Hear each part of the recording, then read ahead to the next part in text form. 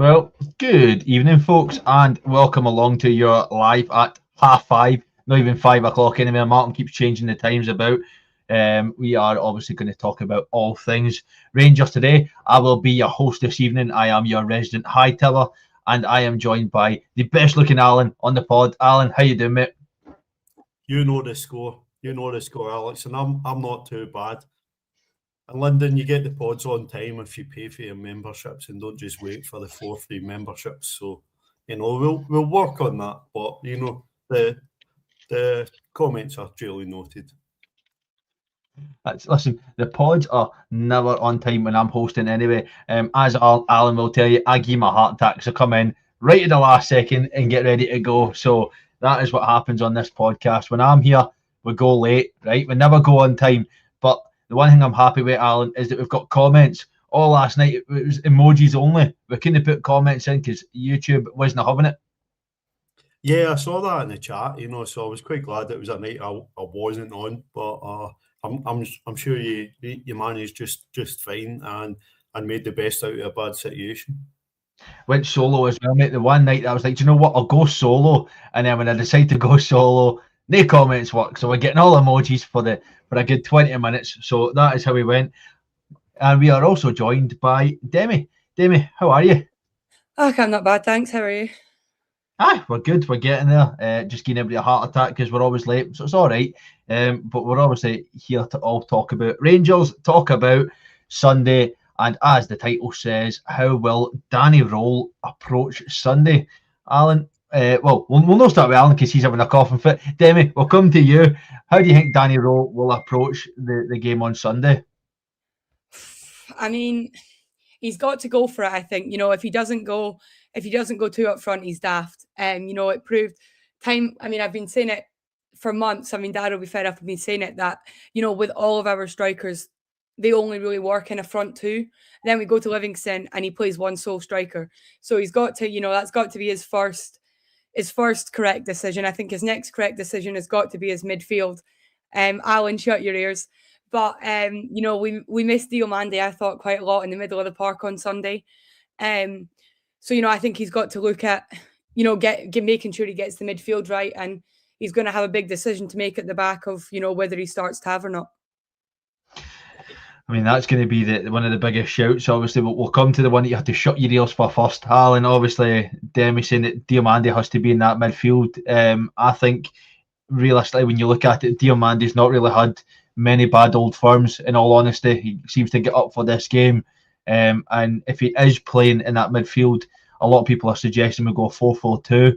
Do you drop Chukwueze or do you drop Nico Raskin? I'm glad Demi's sitting down because I'm going to say I agree. I think Diomande has to start. I think I've criticised him a lot on the pods. I've criticised him a lot on the ground, as Demi knows fine well. So I think he's played really, really well this year. Certainly since the sort of December period. Diomande's been really on form. He's driving the team forward, and even when he's coming off the bench, he's having an impact. I really think it's became quite hard for Danny Rohl to pick his midfield since Chukwueze came in, because Chukwane's come in, looks like a very good player, looks like he will be a very good player for us, but it makes it hard unless you play a three in the middle, which you can't really do if you want to play two up front, unless you rip things up and go and play three at the back, which Danny Rohl rarely seems to do. I think it'll be very interesting how we set up, but I think the biggest question we need to find out from Danny Rohl is he brave enough? I think, is that somebody's microwave pinging to tell him their dinner's ready? Since Danny Rohl came in, I knocked up a couple of wee notes just before he came on. We've won five games in the league by just a solitary goal, and we've had 4 draws. So, as the question that the manager or indeed the team just not got enough bravery in terms of going for a kill. I think Demi's right, and I'm not sure who it was said in the comments that Kilmarnock showed the blueprint. Go and have a go at this team. They're there to be got at. multiple man. I should have known it was multiple man, making a good point. So go and attack this team, go and attack this game, because it's how we're going to win the game. You know, if we sit in and let them play and build up confidence, we'll only invite pressure on ourselves that we don't need. No, definitely will. And is your microwave all right? Is it on the blink there? It's not my microwave. It's sorry, my friend texts me and it comes through on my laptop because I can't unlink them. Apologies. The conversation should be over now. So I think though that we've had a lot of chats there about the midfield, but I think for me, it's been a big conversation throughout the week, especially on the pod and at work. What does Danny Rohl do with this defence? It's probably going to be one of the biggest headaches he's got, because although we all would like to see Romans, I think Fernandes, I don't know if you go Giga, you go Suter, and then who plays right back, because right back is probably our most probably scary position right now. Demi, of who do you actually put in there? So what do you think Danny Rohl will decide to do with this defence? I think you're right. I think, the way Romans has started, we think Danny Rohl will be daft not to start him on Sunday. So yeah, I think, it'll be Romans at left back, and I would expect him to keep Suter there, and I obviously don't agree with it because, he's had a couple of not so great performances, but I do expect it to be, Suter and Fernandes at the back. And then at right back, I'm not sure because, was not really sure on Dujon Sterling, but, if what I'm hearing is right and that, he's the one that's going to be out for a few weeks, then I would expect to have to start at right back. Alan, do you think there's any opportunity for Giga to get in at centre back? And if he's maybe not too confident with Tav, could you maybe see somebody like Jayden Magoma covering it right back just to get that cover? Obviously, a fit defender who has got pace and power. Do you go for that over your captain, or do you just stick with Tav and hope that he's got the cover in the midfield? I don't think there's a prayer that Magoma plays at right back. I think that would be mental and ridiculously unfair on the boy. Apart from the fact I don't think it would be a very smart idea for a team, and how it would put across that we were set up, I don't think it would be in the least bit fair on the boy to play him at a position on his wrong side. So I think if Sterling's unavailable, I think that you're only left sort of out the box thinking he's playing Antman right back. I think if you're going to do something crazy, then you play him for his attacking ability and double up down the wings going forward and completely go gung-ho for it. There is a comment here that from Shona Demi. She's obviously saying that he will go with Suter, but Giga's pace could help out Tav. Now that is obviously something we've seen, but then I think if we're going with this 4-4-2, it's probably going to be on something like Skov Olsen and then either Dio or Chukwueze to be the player that also helps out Tav, because they're going to be on that side. Obviously they're going to have, is it Taneke that they play on that side, or Daizen Maeda? So we know that the pace is going to be there. Do you think the plan might be for Tav to almost change his game a bit and not go forward and just try and stay back so we don't get caught out? I'm not sure, I'm not sure that I would expect Danny Rohl to tell Tav to sort of stay back, even though, his numbers obviously of the last sort of couple seasons aren't what they were sort of 4 or 5 seasons ago, but, he's still up there with, sort of assists and goals. And, I think that asking Tav to just stay back and defend, it's not really Tav's game. And, what we have to remember is Daizen Maeda's not the player he used to be either. So, yeah, we need the pace, but personally for me, he's not the same threat that it would have been, 18 months ago if you told me that, that the situation we were looking at. But yeah, to go back to, what you asked, Alan, I wouldn't expect Giga to come in because, it's just daft to play a player out of position just for the sake of their pace. But yeah, I would expect Tav to just, sort of play how he normally plays, because Maeda's not really the same threat he used to be. Obviously going at the other end of the park then, Alan, do you think it'll be Nadiri and Chermiti, or do you think Miovski gets his way in there for the game on Sunday? Obviously it's going to be a massive question for Danny Rohl, But then if you're also playing the 4-4-2, are you putting Mikey Moore out left? Are you going Gassama, or are you putting Mikey Moore up top? There's going to be some very interesting questions in the attacking front for Danny Rohl. I think Mikey Moore would play left in that 4-4-2 type formation. I think with him cutting inside, it frees up a lot of natural space for two Romans to rampage down the line. I don't think Miovski's done enough to justify a start. I think if we start two up front, it'll be Naderi and Chermiti, who did well together against Hearts. I think that's more likely what we'll see. But we're talking about Giga or Suter. Maybe it's Giga and Suter, and Fernandez sits on the bench. You know, I don't think he's quite there that he's a nailed-on starter every week yet. And much as I expect him to start, I wouldn't rule out the fact that it'll be Giga and Suter. I mean, that's a great point. To be fair, I didn't really go for the fact that, you know, Fernandez would be the one to sit out. But, you know, as you're saying, he's only just come back from that injury. He's making as many mistakes, probably not as many, but mistakes the same as John Suter. So there is a possibility he could sit out. But Demi, for you, Scott Olsen at right mid?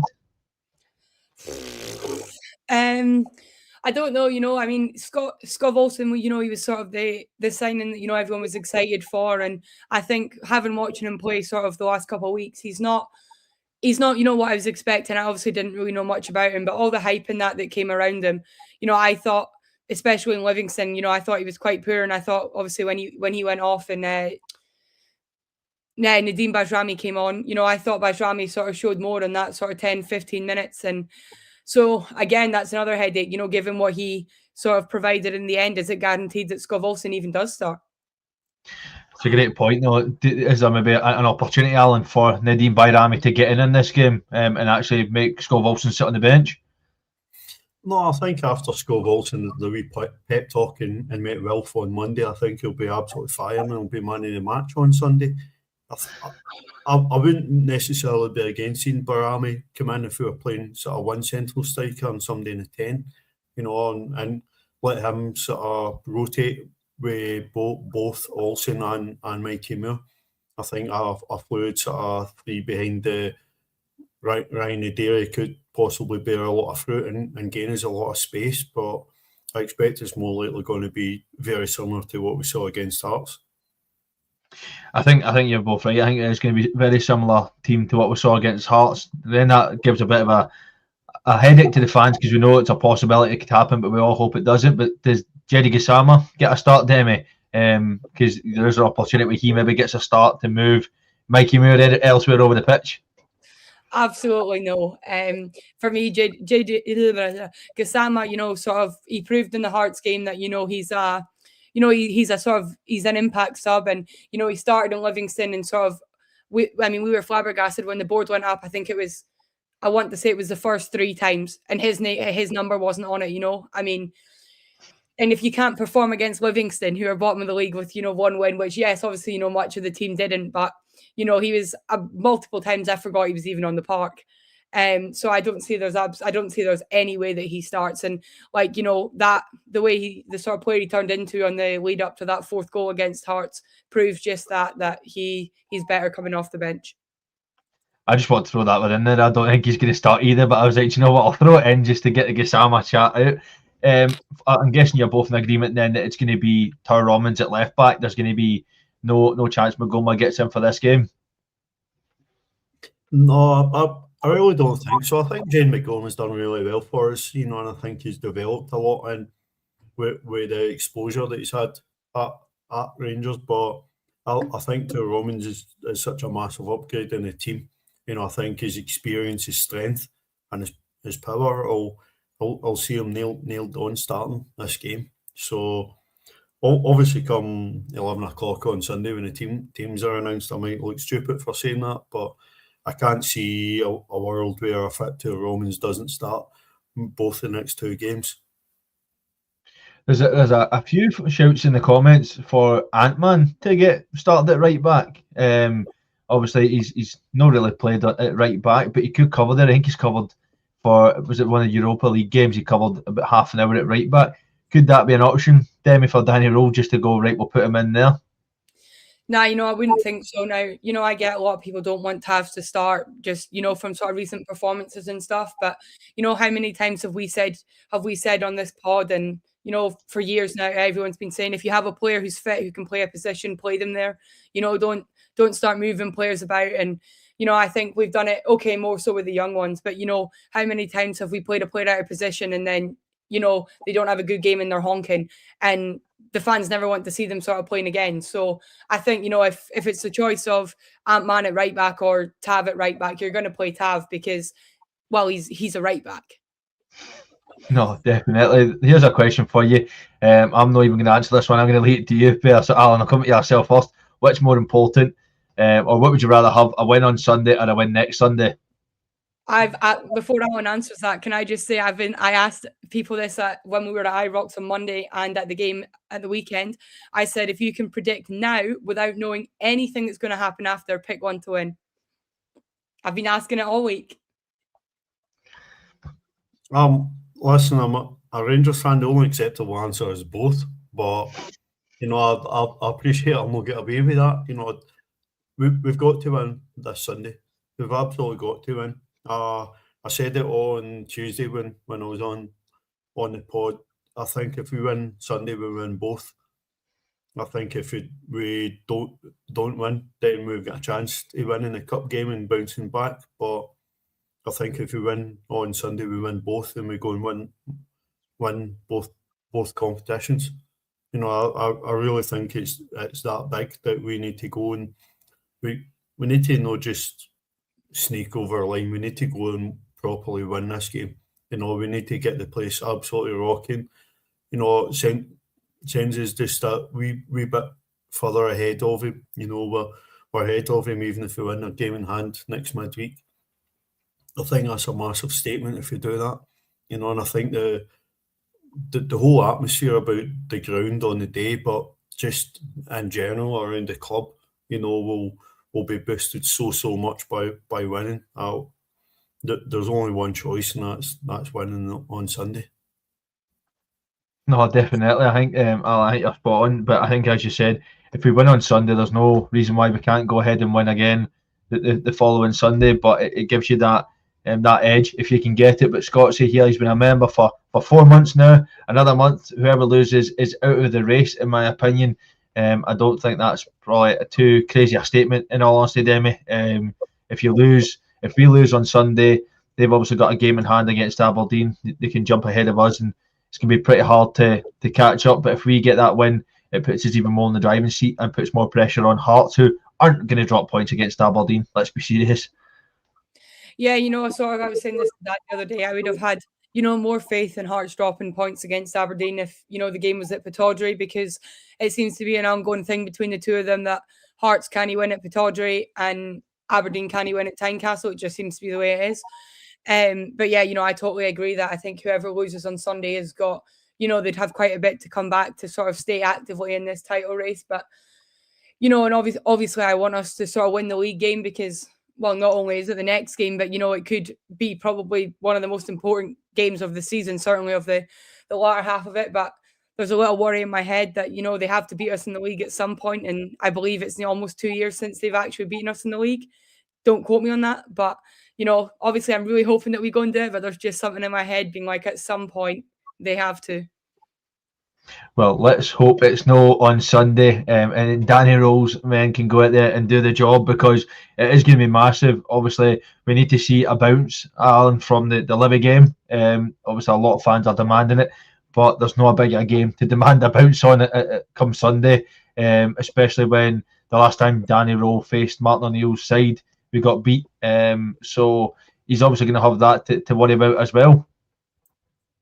But it is, but I mean, we've obviously struggled against Livingston all season. 2-1, 2-1, and then 2-2. As much as Livingston have struggled, we've really struggled against them. I think getting back to Ibrox and getting a run of games, majority being at Ibrox in the next few, could be massive for us. I think we need to go and win. Go and deal with the cup game, and then I think the next league games away to St Mirren, we need to go and arrest the drop points away from home. I think we need to show a lot more bravery. In away games. I think we're too cautious, we're too timid away from home, and I'm hoping that backed on by a crowd like it was a couple of weeks ago against Hearts, gets the team over the line on Sunday. I think that there's been a lot of chat in the comments, and there's been also a lot going on this past week. If we are to play this 4-4-2, how do you think Rangers are going to deal with the extra man that Celtic will have in midfield? Because they usually will go with that midfield three. Do you think they'll be able to cope with it only having the two? If it's like Chukwueze and Raskin, if it's Dio and Raskin or Dio and Chukwueze, do you think Demi will be able to cope with that midfield three? Yeah, so we've coped with it sort of, against the in the games against them sort of so far this season, and I just think we have to almost, and until the game starts, we have to not worry about how they're going to play, worry about how we're going to play. If we get what we want to do right, then there should be absolutely no concern for whether they've got 3, 5, or 11 in their midfield. If we can do things how we know that we can, and everything goes all right for us, it shouldn't really matter who's in their midfield. But yeah, I'd expect it to be without much of an issue, to be honest. There's another wee super chat in here from Scotchy as well, 199, helping the channel out. Scotchy, thank you very much, mate. Very much appreciated. If only Walter was there. And who's this Demi? Who is Demi? That's what Scotchy's wanting to ask. Demi is a legend. You leave a lane, right? Don't start that. But I think we're all going to have to look forward to Sunday. This is probably the first in a long time I'm actually not nervous for a game. Alan, I'm usually quite nervous or quite excited, but I think there just feels like something's different coming up to this Sunday. And I don't know what it is, but I just think that Danny Rohl showing that he's got in the big games the opportunity to step up, and I think the players will do it this week. I think it feels all too rare in the last few years to go into Old Firm games with genuine confidence. I don't think it's overwhelming confidence, given that we're not quite clinical enough, given that we've been dropping some points away from home. I just think this is a real chance for this team to actually do something. We've seen a lot of false promises, a lot of false hopes. This time 2 years ago we were sitting top of the league and blew it. Mm-hmm. But this is a chance for this group to go and do something. It'll still not take us to top of the league. We've obviously still got a bit of gap to catch up on with Hearts, but it starts on Sunday. I say it every single week, regardless of who we're playing, the team need to approach it as the biggest game of the season. A team need to treat this like a cup final, win or bust, because that's what it is. That's what it means to play for Rangers, and they need to go and show that they deserve to be playing there. 100%. I feel like I can't talk every time after Alan, because every time he does, he's arousing, like, come on, let's go, the battle cries it, and I'm like, right, how do I follow that up now? What do I say now? So I'm always lost at what to say, but I definitely think you're right. They need to be playing like this is the last game of the season, like everything matters. This is the title, Demi, because there's too often that we start off the games slow, or we look like we're disinterested, we lose a goal, and then it's catching up.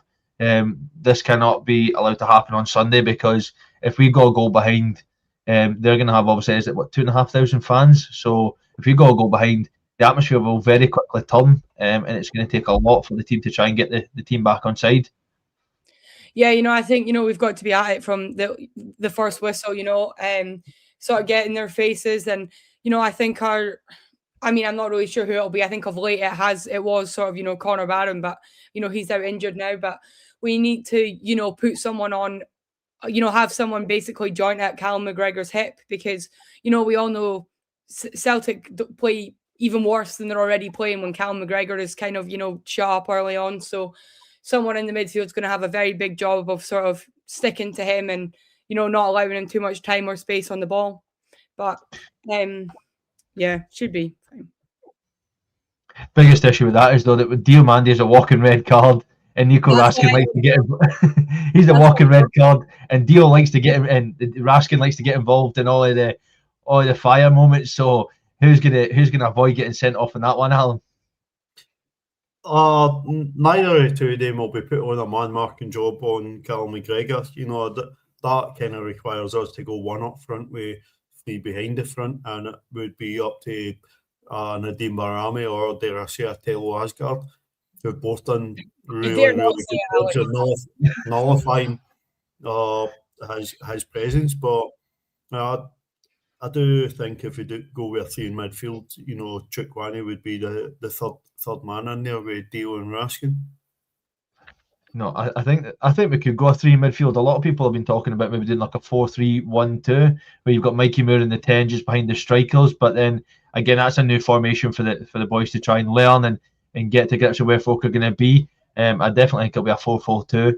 Just the presence of Nadiri, he seems to just sit players down like they're not even there, Demi. So maybe he just sits Callum McGregor down from early on, shuts him out of the game, and then he just gets on with his goal scoring. Yeah, I think you're right. I think it will be sort of 4-4-2. I think it's a risky game to, start making changes, whether that be, in formation, tactics, or where players are playing. I do expect that, we'll see a 4-4-2 on Sunday. And with Ryan Nadiri, I think if he came running at me, I'd be quite scared of him. I hadn't quite realised the size of him till we seen him at Livingston. So I think if he came charging at me, I'd let him go past me and all, to be fair. But I would expect him to. I'd expect him to sort of have a big part to play on Sunday. Even if he doesn't end up getting a goal, I would expect him to sort of have a lot of play in the sort of middle of the park and sort of just in behind who I would imagine to be Chermiti. Well, let's hope that actually Chermiti knows where the back of the net is come Sunday, because he was a wee bit away with Alan, but. I think we spoke about it at the start, and Demi mentioned it quite a lot, that we do need that two forwards. And I think, Chermiti seems to play a lot better when he's got somebody alongside him rather than being that focal striker on his own. Definitely, and I think the movement around the Nadiri opens up so much space for Chermiti that we saw him actually get to take advantage of in the Hearts game a couple of weeks ago. I think if you get a lot of crosses into the box, Ryan Nadiri really does like attacking the space and attacking the ball. So I think that helps us massively, not even just in getting efforts and goal, but in keeping the ball alive and the opposition box. And I think that will massively benefit Chermiti, but also benefit the wide players, having somebody they know is going to attack it if they put the ball in. Too often this season we've seen balls go into the box and nobody look like they want to attack it or nobody be anywhere near it.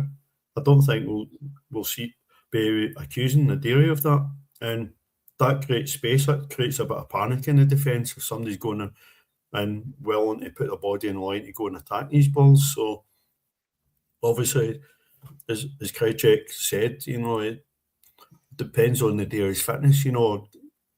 Was there an issue that he was left out against Livingston, or was it just managing his minutes as he came in? I think if he's anywhere near fit, he has to start. 100%, he has to start regardless, even if he's only 50% fit. Start, and then Miovski can take over from the second half. But I definitely think that somebody like Nadiri's been brought in to play and score goals. And if he's injured again, that's just the Rangers way, that you come in, you play one game, and you get injured for 6 months, because that seems to be what happens with any of our new signings. So let's just hope that it was only maybe a managing minutes and managing fitness so you can actually get on. But what we'll do, we're going to leave it there for tonight. I think there is another show tonight, 8 o'clock. Is it the Throwback Thursdays tonight? So that should be 8 o'clock tonight for the members. Then we'll be back tomorrow with your live at 5 and the member show at 7 o'clock. So Demi and Alan, thank you very much for joining me tonight. Cheers. No worries. Nice to be on. And we will see you all again very, very soon.